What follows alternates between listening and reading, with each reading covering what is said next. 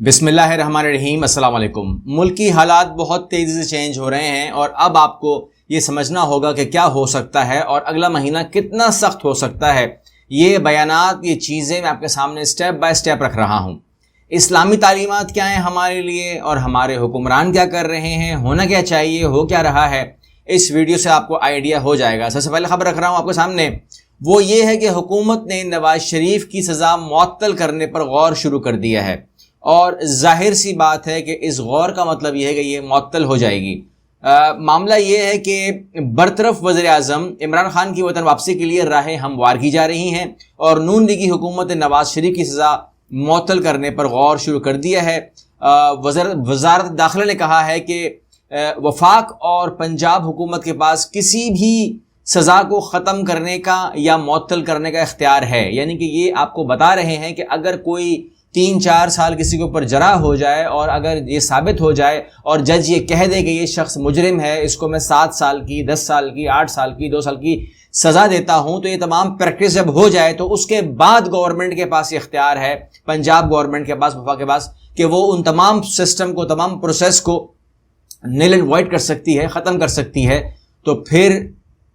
عدالتوں کا مطلب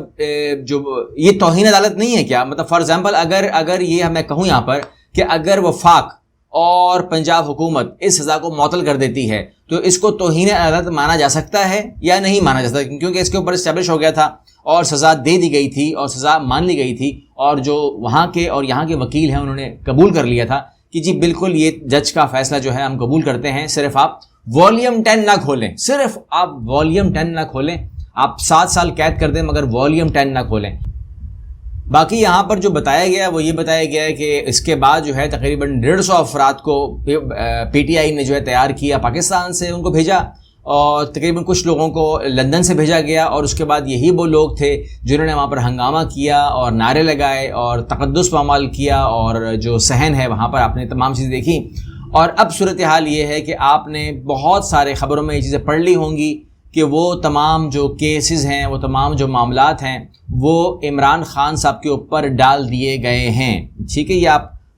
تقریباً ہر ہی خبر کے اندر یہ آپ خبر دیکھ سکتے ہیں کہ مسجد نبوی میں نعرے بازی، عمران خان کو بھی گرفتار کیا جا سکتا ہے، یعنی کہ اب عمران خان صاحب جو ہے جو مقدمہ بھگتیں گے،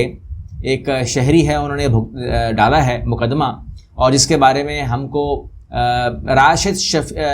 جو شیخ راشد ہیں وہ پہلے گرفتار ہو چکے ہیں، لیکن یہاں پر جو ہے 150 افراد کے بارے میں بات ہو رہی ہے کہ یہ چیز ہو گئی ہے۔ اور اس کے علاوہ جو رانا ثناء اللہ ہے انہوں نے کہا ہے کہ عمران خان فتنہ ہے، انہیں گرفتار کیا جائے گا۔ اب معاملہ یہ ہے کہ گرفتار کرنے کے لیے کنفیوژن کا شکار ہیں۔ پیپلز پارٹی نے بولا کہ ہمیں ان باتوں کا نہیں معلوم،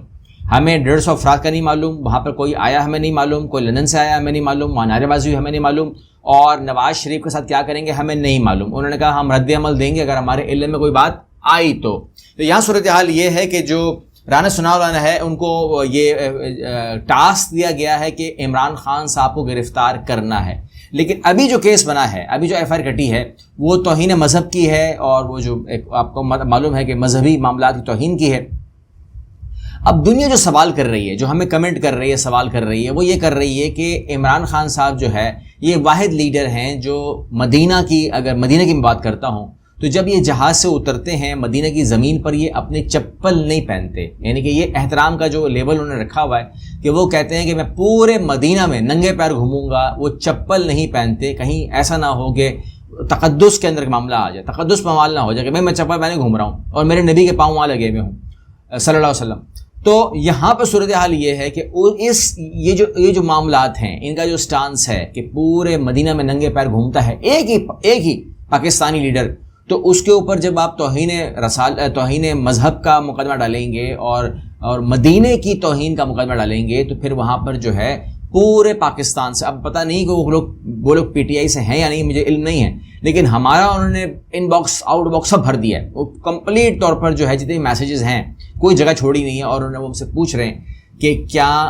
مدینہ کی توہین کر سکتا ہے یہ انسان، کیا یہ مقدمہ قائم ہوگا، چلے گا، کامیاب ہوگا، کیا اس کے اندر وزن ہوگا؟ تو بہرحال اب گرفتار تو کرنا ہے، لیکن ہو سکتا ہے کہ مقدمہ چینج کر دیا جائے۔ مقدمہ چینج کرنے میں کیا ہو سکتا ہے؟ کرپشن نہیں نظر آئی، تو وہاں سے بات ختم ہو گئی۔ اس کے بعد ایک توشہ خانہ کا معاملہ شروع ہوا تھا، لیکن وہ پتہ لگا کہ وہ گفٹس جو ہیں وہ تقریباً تمام ہی لیڈران نے ماضی میں خریدے ہیں اور بیچے ہیں، تو وہ کیس کو انہوں نے خود ہی بند کر دیا۔ انہوں نے بولا اس کو مت اٹھاؤ، کیونکہ ظاہر بات ہے جتنے بھی بات کھولو گے تو اپنے نام بھی تو آتے ہیں۔ یہاں پر معاملہ یہ ہے کہ جو کیس اٹھے گا تو اٹھے گا، اب پتہ نہیں توہین مذہب کا اٹھتا ہے کیا اٹھتا ہے، لیکن جو سب سے افسوسناک کیس تو نہیں کہہ سکتا میں، جو افسوسناک خبر ہے ہمارے لیے سب کے لیے، وہ کیا ہے وہ میں آپ کو اطلاع کر دیتا ہوں، اور وہ یہ ہے کہ اطلاعات ہیں کہ کیسز کو ختم کیا جا رہا ہے، اور جو نون لیگ پر اور جو پیپلز پارٹی پہ جو کیسز ہیں ان کو ختم کیا جا رہا ہے، اور یہ بڑے سسٹمیٹکلی ختم کیا جا رہا ہے۔ کہتے ہیں کہ جو ثبوت ہیں ان کو ڈھونڈ کے ختم کرنے کی بات ہو رہی ہے۔ اس کے علاوہ FIA کے تمام جو وہ ہے لوگ، ان کو چینج کر دیا گیا ہے، افسران ہٹا دیے گئے ہیں، جو تفتیش کر رہے تھے ان کو ہٹا دیا گیا، ان سے ریکارڈ واپس لے لیا، اور پروسیکیوٹرز کو عدالت آنے سے روک دیا ہے۔ خطرہ ہے کہ اب ریکارڈز کو غائب کیا جائے گا۔ یہ تمام باتیں آ رہی ہیں، اور عمران خان نے کہا کہ جب ہماری حکومت آئی تو شریف خاندان مجھے دھمکیاں دیتا تھا، آج ان کیسز کا وائٹ پیپر قوم کے سامنے لانا چاہتا ہوں۔ ہمارے دور میں اب ان پر صرف ایک کیس 16 ارب کا FIA کا تھا، تو باقی کیسز پیچھے تھے، تو 16 ارب کیس کے اندر شہباز شریف خود انوالو ہیں۔ تو وہ کہتے ہیں کہ مجھے افسوس یہ ہے کہ جب تک ہماری حکومت آئے گی یا عمران خان کی حکومت آئے گی یا تو وہ آئے گی، تو اس وقت تک جو ہے یہ تمام کے تمام کیسز جو پرانے کیسز تھے وہ اڑ چکے ہوں گے۔ ہمیں صرف 16 ارب کا پتہ، باقی کیس کا پتہ نہیں ہے۔ عدالتوں کو پتہ ہے، اگر عدالتوں کے پاس ریکارڈ ہوگا تو ہی جو ہے وہ معاملہ وہاں سے اٹھ سکتا ہے، لیکن اس کا کوئی پتہ نہیں ہے کہ وہ کیس کس حد تک سامنے آئے گا نہیں آئے گا۔ امید تو نہیں کہ آئے گا، لیکن بہرحال یہ تمام چیزیں جو ہیں وہ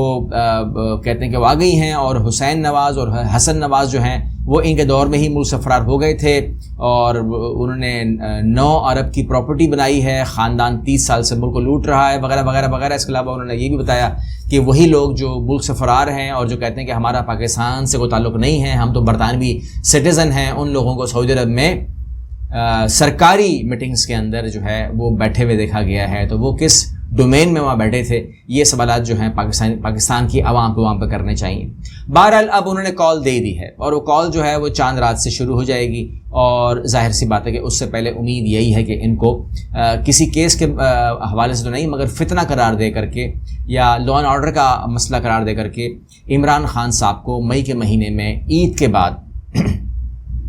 نظر بند کیا جا سکتا ہے۔ ہمارے پاس نظر بند کی جو ہے وہ خبریں ہیں کہ ان کو نظر بند کر دیا جائے گا، اور جتنے بھی لیڈران ہیں اپر کلاس جو ہے، جو فرسٹ اور سیکنڈ جو ان کی لیئرز ہیں، ان کو بند کر دیا جائے گا، تاکہ ان کا رابطہ جو ہے وہ کسی بھی کارکن سے نہ ہو، اور جب تک گورنمنٹ چاہے ان کو نظر بند رکھے۔